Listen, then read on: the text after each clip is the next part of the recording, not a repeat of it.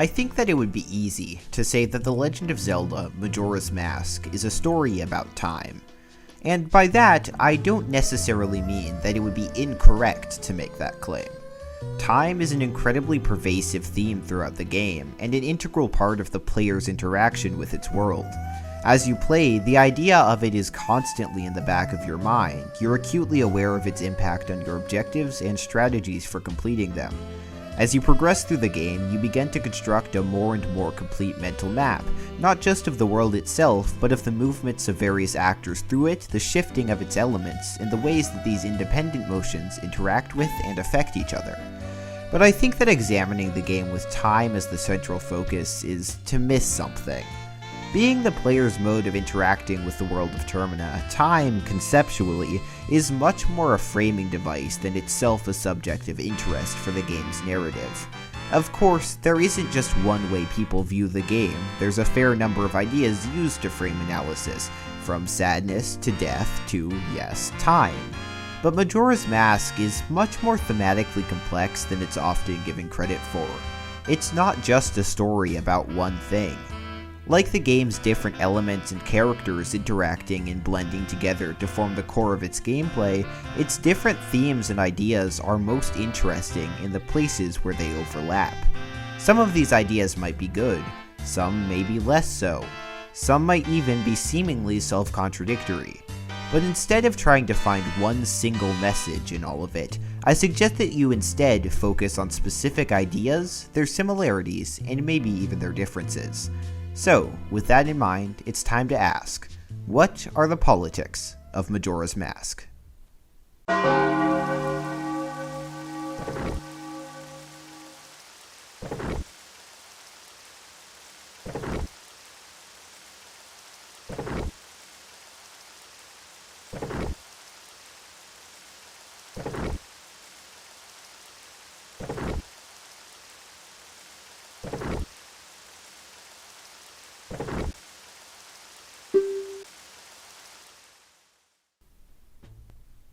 It's kind of hard to miss the moon.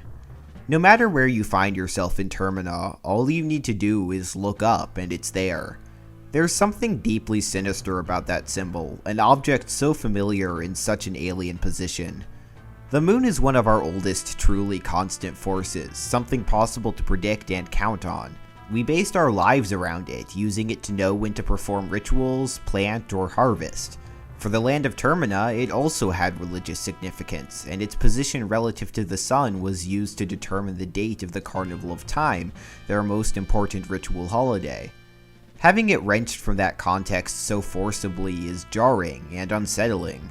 As the astronomer puts it, the moon has long been considered a mystical body, which people have worshipped and feared. That alone shows how the moon has a cosmic influence that affects our daily lives. And he's correct. We don't often think about just how much of a heavy influence these things have over us. They inform our systems of time, as was mentioned, and historically our religion and day-to-day lives. Objects like the moon have power over us, and it's scary to see that power fall against us. To the player, the moon is an ever-present reminder of the urgency of Link's quest, a reminder of the price of failure. The anxiety of its image is burned into the memory of every player to even try the game. But to the residents of Termina, the symbol is much more complicated. From an outside perspective, the fate of the land may seem obvious. The moon appears quite transparently to be barreling towards the Earth with no indication of stopping. Without any major form of intervention, you would think it wouldn't take a genius to figure out what the outcome of that situation might be.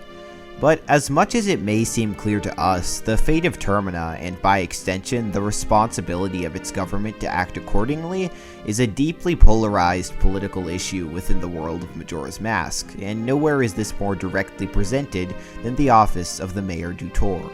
In a scene which can be experienced early in the game, the mayor sits under the watchful eye of an interestingly moon-like mask as he receives arguments from both the Carnival Committee headed by Muto and his guard captain Viskin as to whether or not the annual Carnival of Time should be allowed to go on with citizens remaining in Clocktown, or whether they should be ordered out for their own safety, a de facto cancellation. While the captain makes an impassioned plea to the mayor to order the citizens out of the town, the committee refuses to even acknowledge the possibility of the moon falling at all, blaming the notion on mass hysteria and confusion.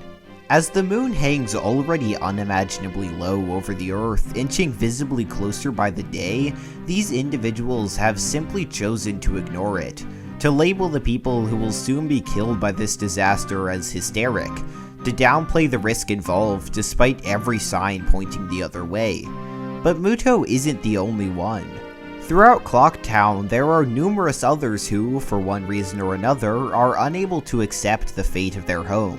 From the construction workers who either flatly deny the threat of the moon falling or just make the claim that those fleeing it are weak, to the swordmaster who believes that he will cut the moon to pieces or avoid harm through his extensive training, to the average townspeople who are simply incredulous at the idea of it, this position is presented again and again.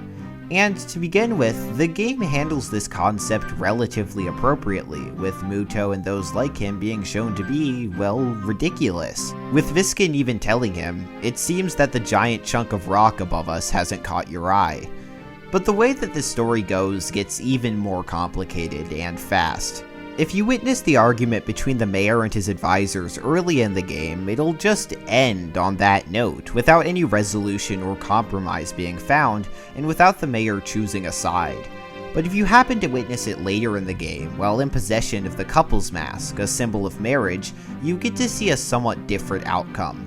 Upon seeing the mask, both Muto and the mayor, though notably not the captain, will become emotional, thinking about their partners and wondering about their safety.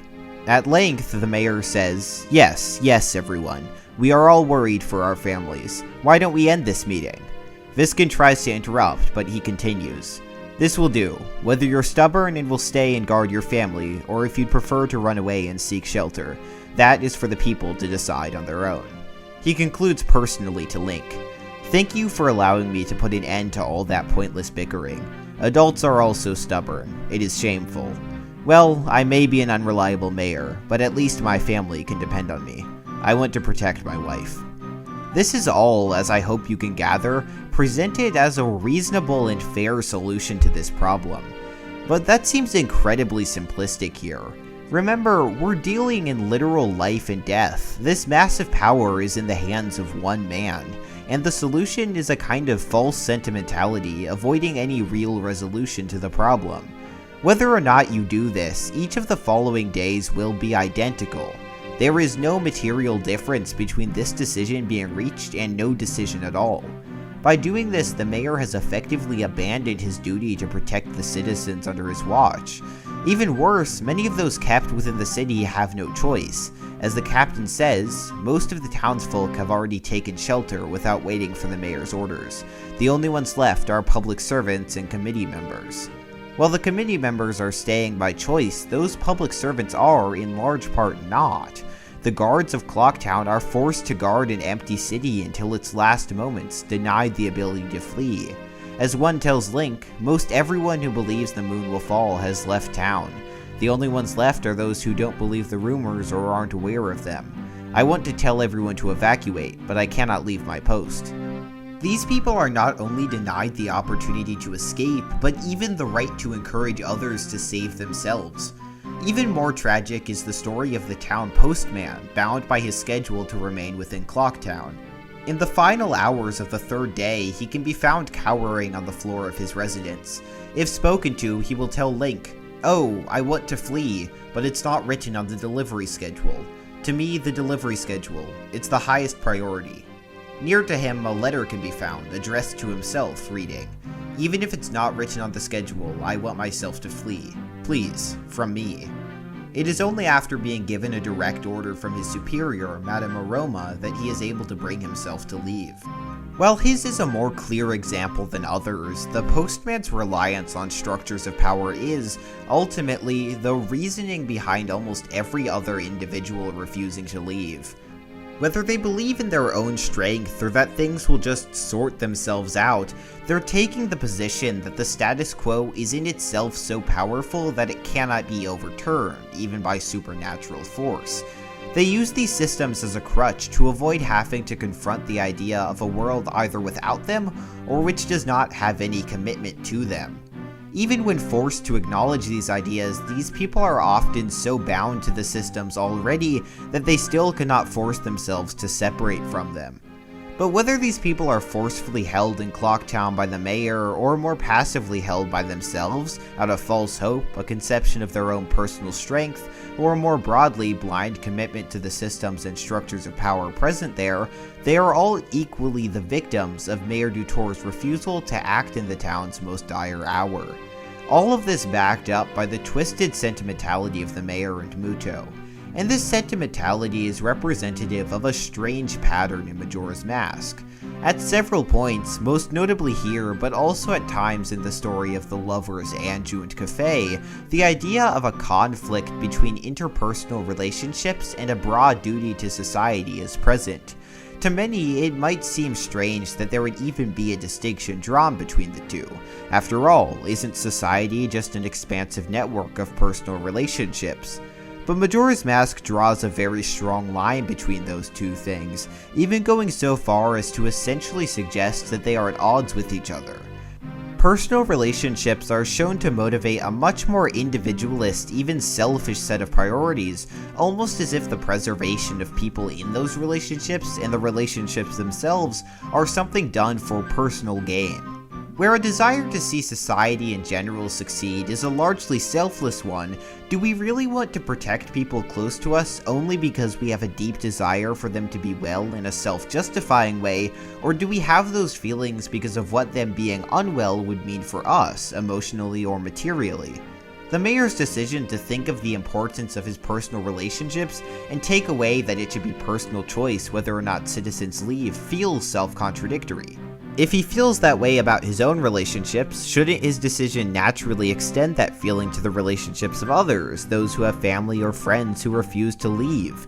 But Majora's Mask may be trying to say that this is a false equivalency, that those sentiments are not the same, that it can be perfectly ideologically consistent for the mayor to make a selfish choice while thinking of his family, and most importantly, that what we might see as contradictory can often be anything but.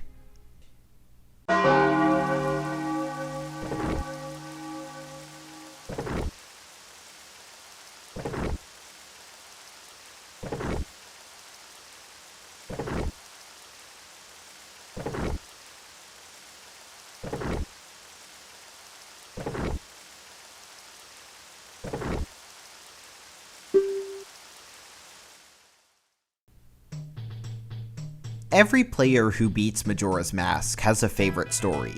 It might be that of the love between Anju and Kafei, the tragedy of the dancer Komaro, or the mystery of the Garo Master.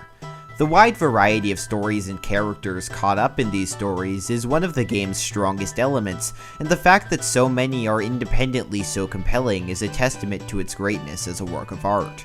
But there exist several threads of story that stand before the others, in part because of their being required to complete the game, and in part because of the resulting depth, these being the stories of each of the four groups inhabiting the land beyond the walls of Clocktown. The Deku in the southern swamp, the Goron in the northern mountains, the Zora in the Great Bay, and the long-dead inhabitants of Akana in the valley of the same name. The story of each of these groups is, upon first glance, entirely unique, and in many ways they are. There doesn't seem to be much in common between saving a monkey from being tortured for a crime they didn't commit, and trying to carry out the wishes of a deceased guitarist who also happens to be a fish man. But on a base level, all of these stories are linked by a fundamental theme of failures of reliance on power. Upon entering one of the game's first major areas, the Southern Swamp, we encounter a people in a state of crisis. The Deku, the region's main residents, have lost their princess to a mysterious captor, while at the same time their swamp home had become poisoned for unknown reasons. While the princess herself was not the direct ruler of the Deku, a position held by her father, the Deku King, her disappearance had still resulted in a righteous fury from her people, and the necessity of finding a target for this anger had reached a breaking point. This target, as it happened, was none other than a monkey, one of the few other native residents of the Southern Swamp. As can be learned from the guards of the Deku Palace, as well as other monkeys outside, the king, believing that the monkey had kidnapped his daughter, captured and held him with the intent to torture him, a process whose beginning could be seen when preparations were made to suspend him over an open flame in the palace throne room.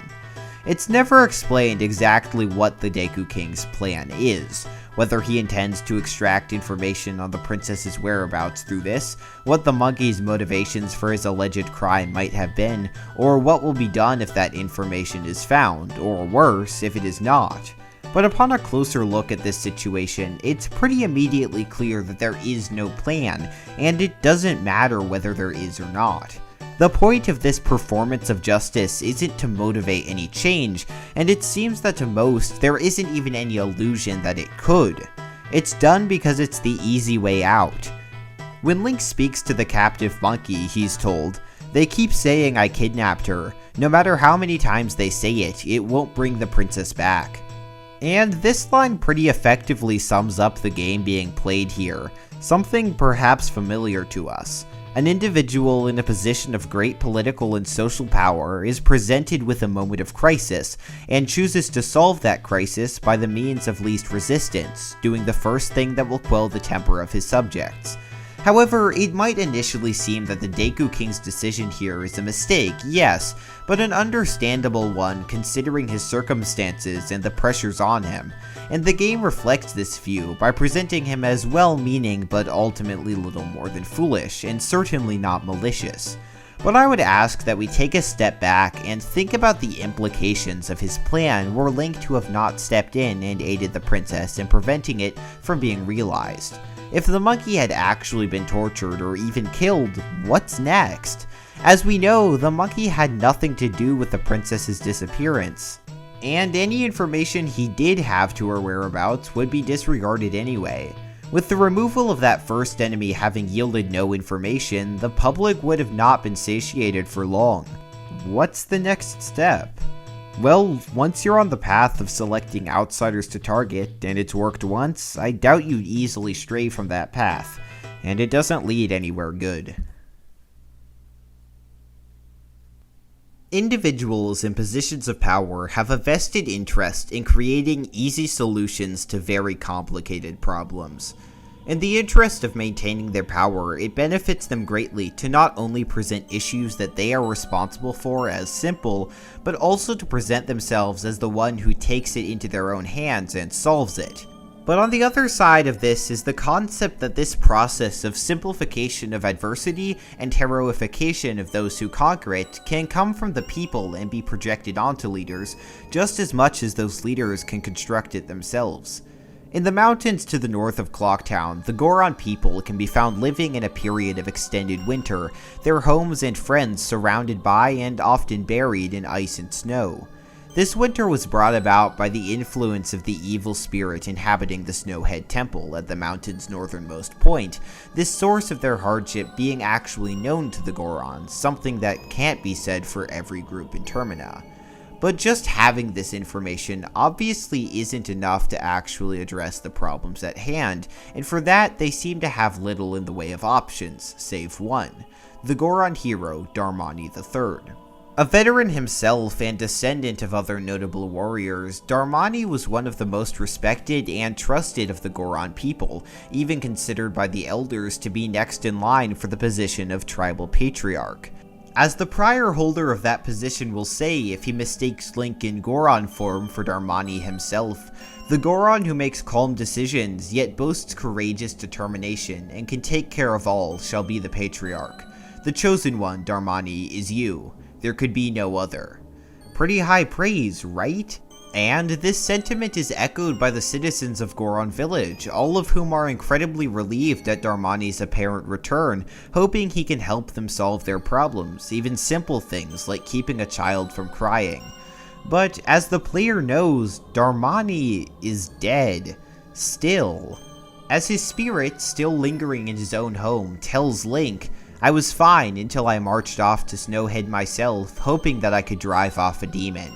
He tried to rid the mountain of its evil spirit and failed, losing his life in the process. And the Gorons have no idea what to do without him. They saw Darmani as their savior, and without that, there is no backup plan. He is shown to have been a very proud individual, not shying away from invoking his proud ancestry or personal achievements, even after being humbled by defeat. And so, when such a great responsibility was thrust on him, by his heritage, by his elders, and by his people, Darmani was not the type of person to deny it or his own ability to handle it. It's likely that his entire life had been devoid of any moment not weighed down by this massive set of expectations and duty. He was destined to become a hero in one way or another, independent of his own intentions. A failure of power and leadership created by everyone but the leader. Certainly, it was his action of trying to single-handedly cure the ills afflicting the Gorons that ultimately led to his demise, but it was hardly his choice. Had Darmani been more power-hungry, being freely accepted as the strongman to lead the Gorons to glory could have had disastrous consequences, a cautionary tale, and those at fault deserve some responsibility for that possibility. But considering who he was and who he was forced to be, the story comes across as much more of a tragedy. On the other side of this concept of a single individual being responsible for finding the solutions for a group's collective problems, we find ourselves to the west of Clocktown, in the Great Bay, home of the Zora people.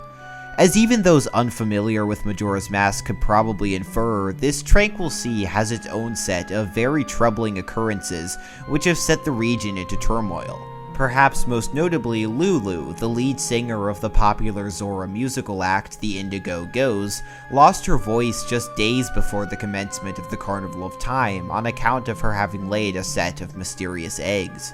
However, before she could carry through with her plan to have them examined by the region's resident marine scientist, they were stolen by the Gyarados pirates, the formidable and well-armed outlaws who also called the seas of the Great Bay home. All of this at the same time that the seas beyond the shallow regions at the shore had become increasingly murky, depriving the Zoras of free travel. Despite the broadness of this set of oppressive factors, however, one person believed that they could prevail: Mikao, the Zora guitarist. After learning of the theft of Lulu's eggs, he went alone to face the pirates and reclaim them. But, much like Darmani in his respective region, Mikao was unsuccessful in his quest, and is found barely clinging to life by Link before he ultimately passes as a result of the wounds inflicted on him by the pirates. While his counterpart to the north, however, was motivated to the action that ultimately killed him by the expectations and needs of others, Mikao was pushed to it by his own self-imposed expectations and responsibilities. He was unable to use the resources of others, believing that only he could right the wrong committed against Lulu and his people more broadly. The failure of leadership demonstrated here is one created by the voluntary assumption of responsibility and the action that is seen under those circumstances as a personal necessity. And what was the outcome of this sacrifice? Outside of Link's arrival, which Mikao could not have planned for, his death provided neither any new information to the other Zora, nor progress to their collective goal. And it is a collective goal. While Mikao's motivations seem to be focused on Lulu, the problem of the eggs, the sudden change in the sea, and the Gyarados pirates have implications for all of the Zora. And, as could be expected, a collective issue could not be solved by individual action. One of the stranger stories in Majora's Mask is that of the Akana Valley and the kingdom that once ruled over it. The valley has an extremely limited number of living residents, being called home primarily by the undead. In more ways than one, it is a departure from the ideas we've been talking about up to this point, presenting new concepts and an equally alien environment.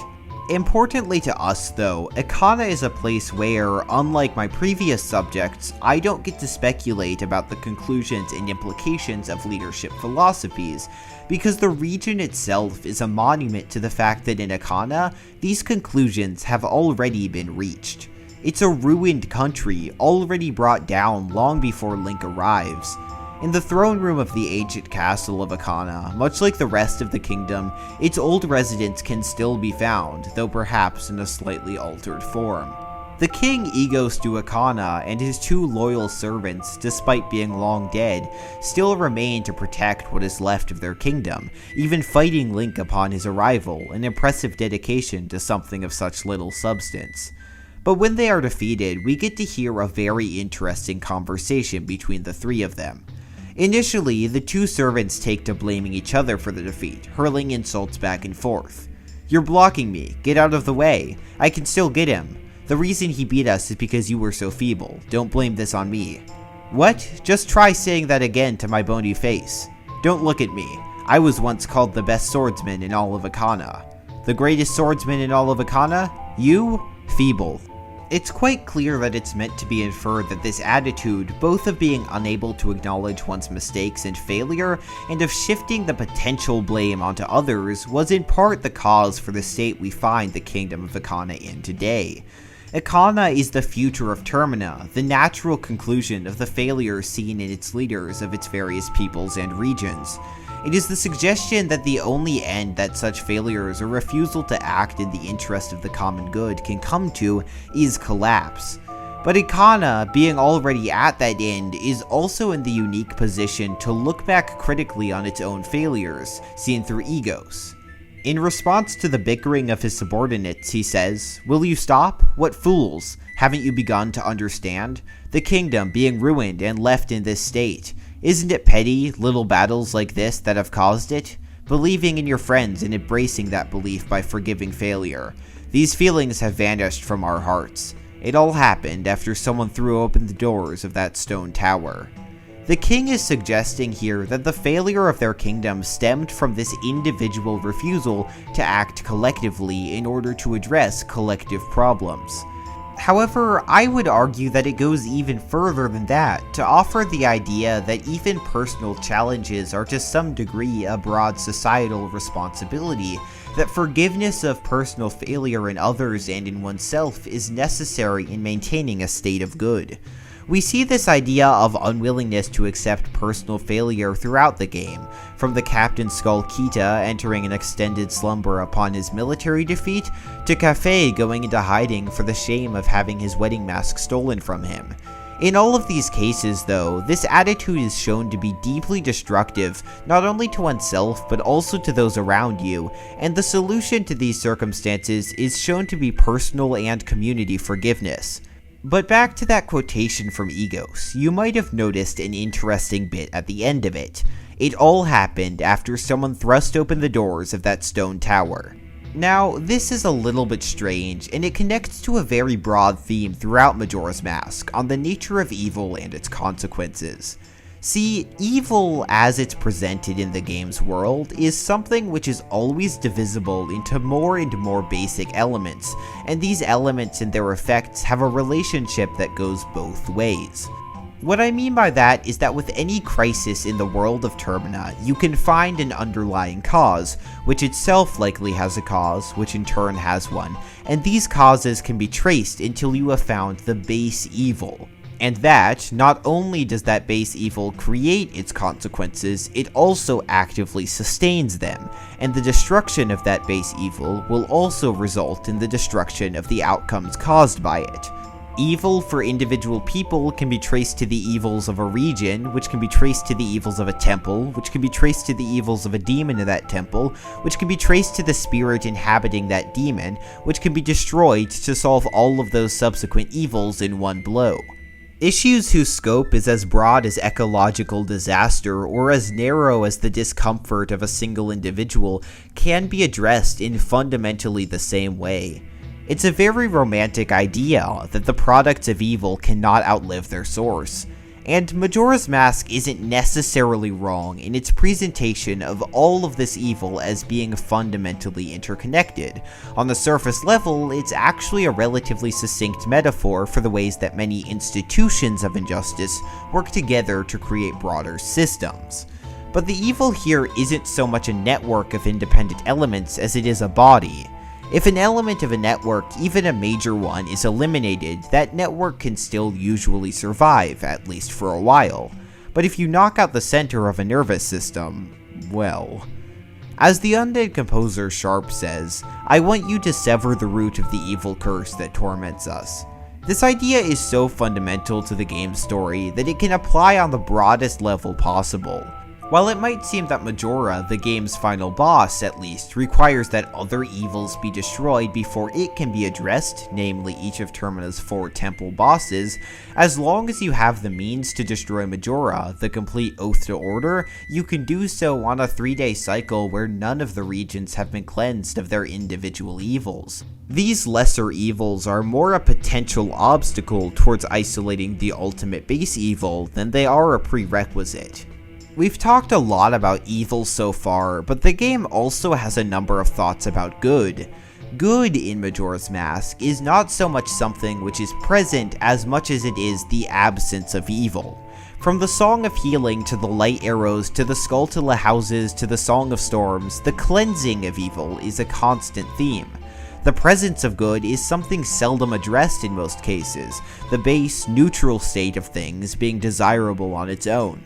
Forward progress is barely even a thought, the main concern always being the prevention of regression from the status quo, but rarely do we see that regression stopped entirely.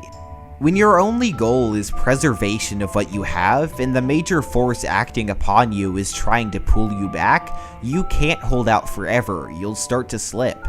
And if you haven't worked forward when you have the opportunity, then the only way to go is back. Majora's Mask is deeply conflicted about these ideas of evil and the actions necessary to address it. On the one hand, it presents themes of failures of individual leadership and responsibility in responding to problems, this process being underway in the Southern Swamp, Northern Mountains, and Great Bay, with its conclusion being visible in the Akana Valley. The power of a solution being vested in a single person is shown repeatedly to be a mistake. But the way that these evils are actually addressed in the end is through Link's individual action.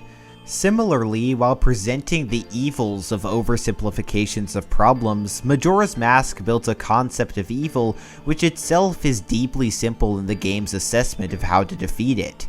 This creates a strange, almost do as I say, not as I do relationship between Majora's Mask and its themes.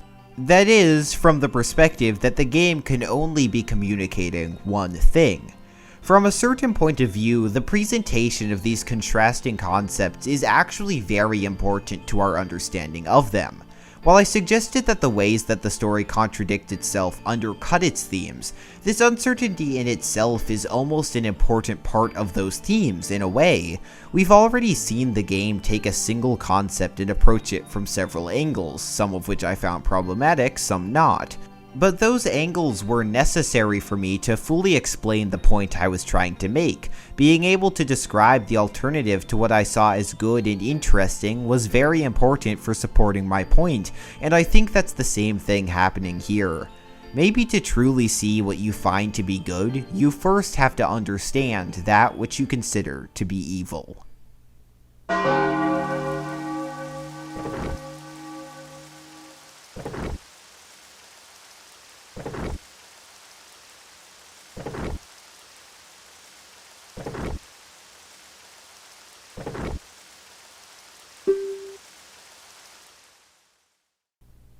Throughout this video, we've alluded a lot to Majora's Mask's constant interest in relationships and their place in crises.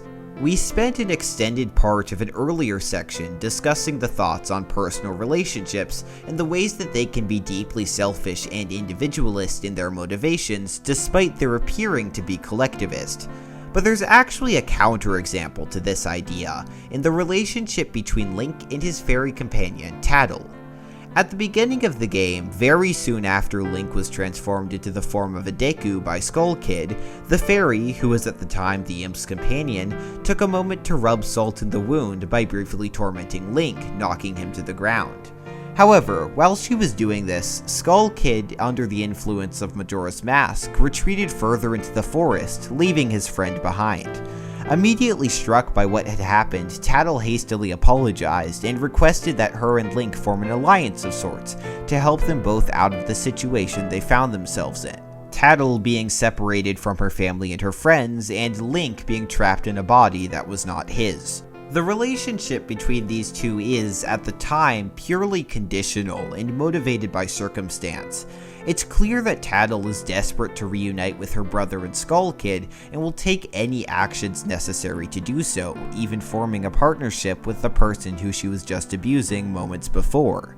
Link, on the other hand, is just as trapped as Tattle is, though with a goal more of escape than the more specific motivations of the fairy. Over time, though, while Tattle understandably never loses her more personal reasons for remaining with Link, she clearly becomes more increasingly invested in the well-being of the people and world of Termina. This change makes sense though. Tattle and Tail aren't malicious actors, they were the only ones to befriend Skull Kid when he was all alone. But they also fell under the influence of Majora's Mask, though more indirectly than Skull Kid, through his corrupted influence rather than that of the mask itself. Back to Tattle though, this change prompted another one not only in her motivations, but also in her relationship with Link. A selfish alliance becomes an actual companionship built on basically common goals, including the preservation of life and livelihood for others, and a willingness to make sacrifices to meet those goals. I said at the beginning of this video that Majora's Mask is not fundamentally a story about time, and that's true. But that doesn't mean that it's not a theme, and while I was resistant towards talking about it as a main one because it's so well covered, I do want to talk about it here. Majora's Mask has three main methods of conveying urgency to the player. The first is the moon, the second is music, and the third, of course, is the clock. The moon and the game's soundtrack work in similar ways, both most notably in Clocktown, through escalation. The moon obviously achieves this by increasing in size each day, inching closer and closer to the clock tower. The music, similarly, becomes more unsettling and urgent as the days progress. But the clock is a bit different.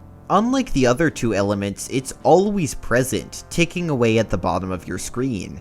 It doesn't change as the days goes on, it never becomes more or less intrusive, it's just there.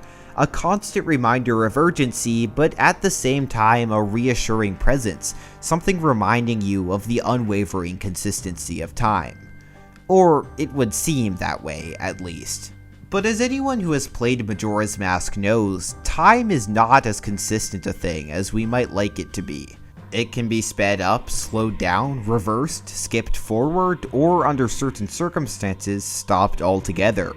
As one of the game's most mysterious and discussed figures, the Happy Mask Salesman, repeats to Link several times, time is not eternal.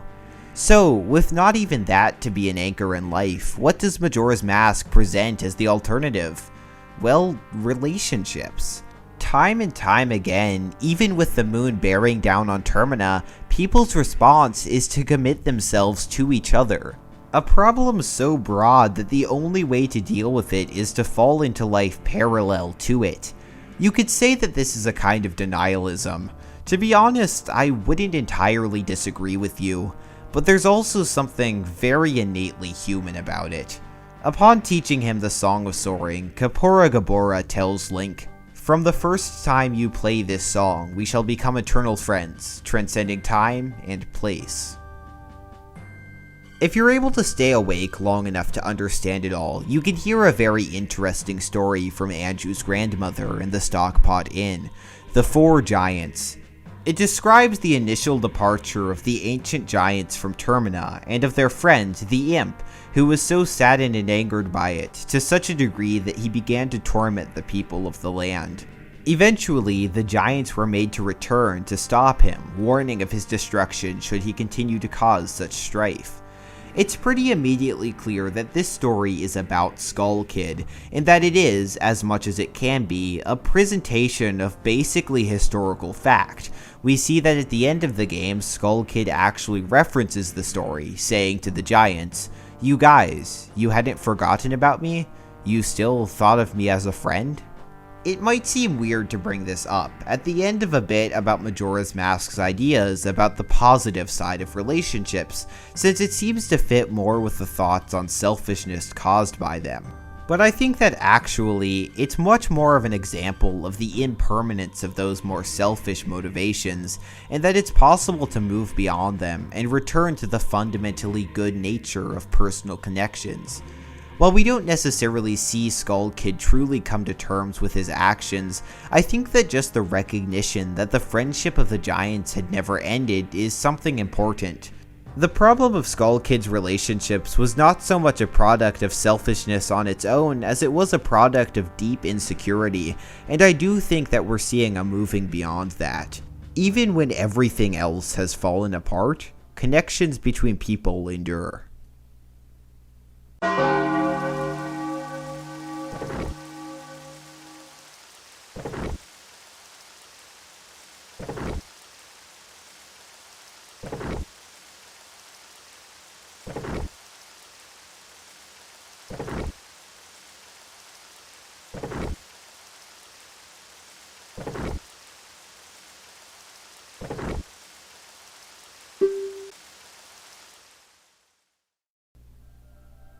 Though we're nearly at the end of our journey today, and have examined in detail things from nearly every corner of the game's story and world, we've actually failed so far to discuss the way that Majora's Mask begins, and that's with a story.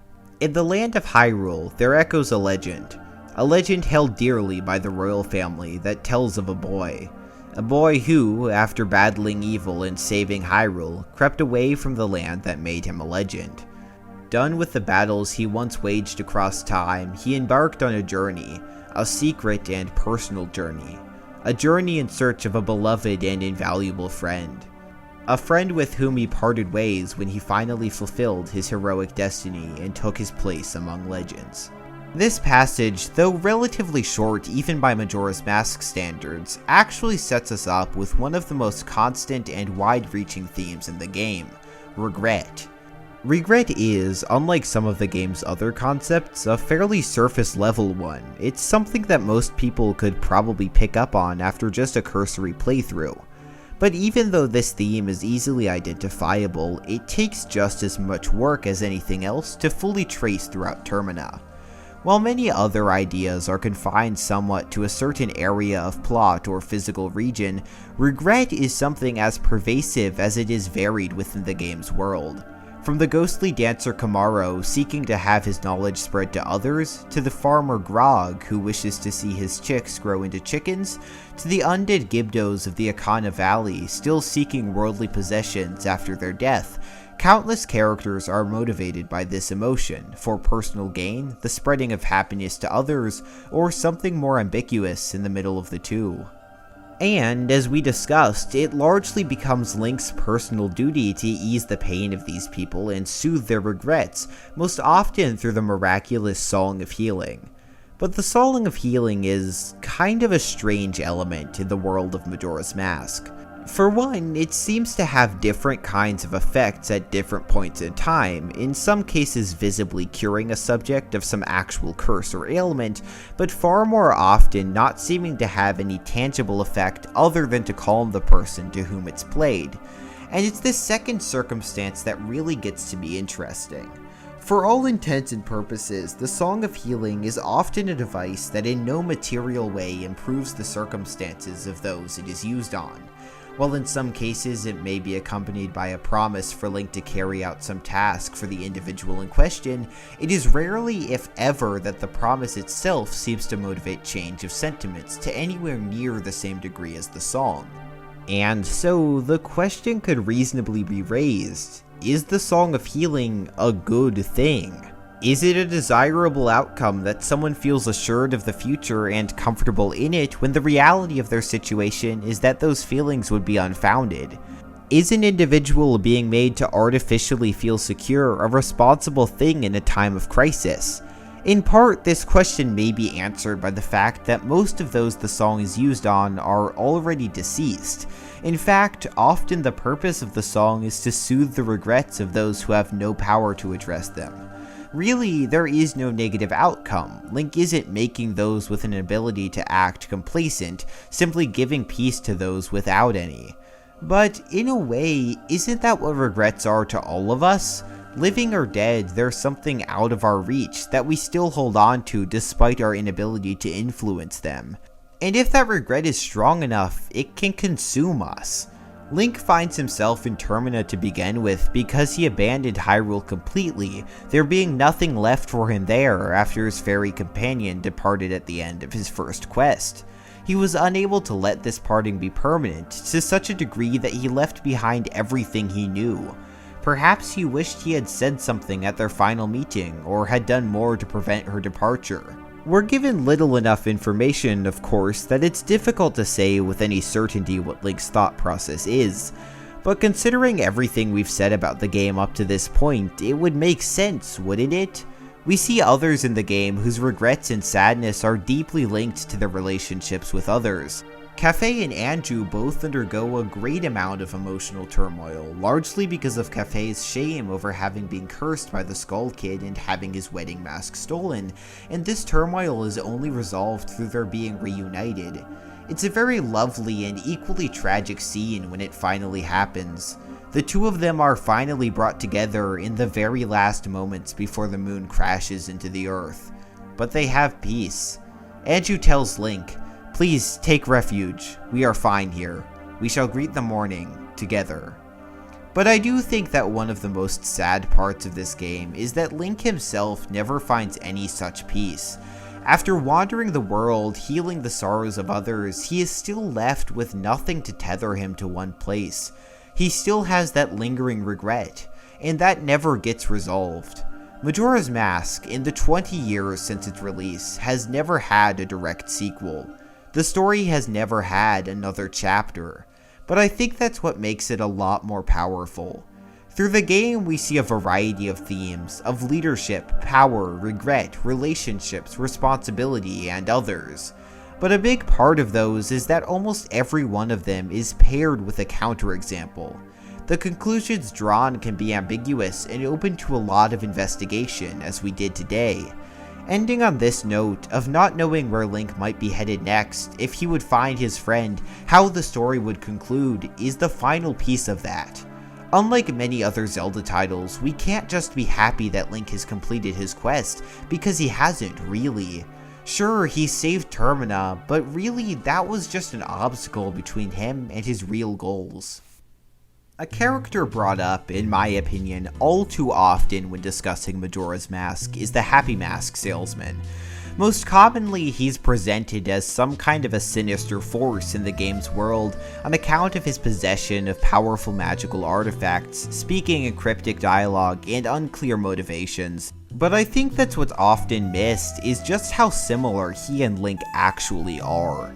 They are two of the only characters in the game who have a concept of time beyond a linear progression. Both of them need something from the other, and both of them are in Termina by chance by the actions of Skull Kid. Early in the game, the two of them form a deal, actually much like that between Link and Tattle. The salesman will free Link of his Deku form, and Link will retrieve Majora's Mask. And this deal, while forgotten by many players, is present throughout the whole game until Link's side of it is finally fulfilled at the very end.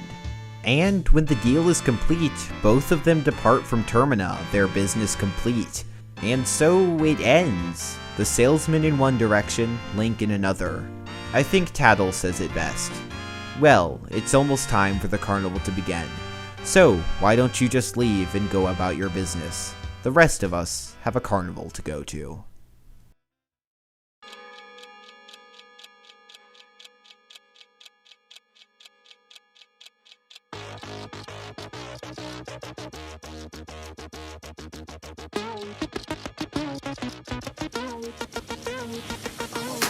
Du wirst akzeptiert, wenn du funktionierst. Du brauchst ein genormtes Leben. Keine Zeit verlieren, alles strukturieren. Dein Lebenslauf ist vorgegeben. Immer konsumieren, rennen, hetzen, gehen und die Ellenbogen heben. Bloß nicht kritisieren, du kannst es nicht riskieren, einen anderen Weg zu gehen. Du bist in Bauchgeborgenheit, du bist geboren. Schon im Kindesalter lernst du, Zeit geht schnell verloren. Das Leben ist ein Wettlauf und jeder will nach vorn. Wenn du auf der Strecke bleibst, wirst du eingefroren. Die Uhr macht Tick-Tack, sie bestimmt den Ton. Hast du zu wenig Taktgefühl, ist sie dein Metronom. Jeder springt im Zickzack, alles muss sich lohnen. Das ist der Herzschlag der Zivilisation.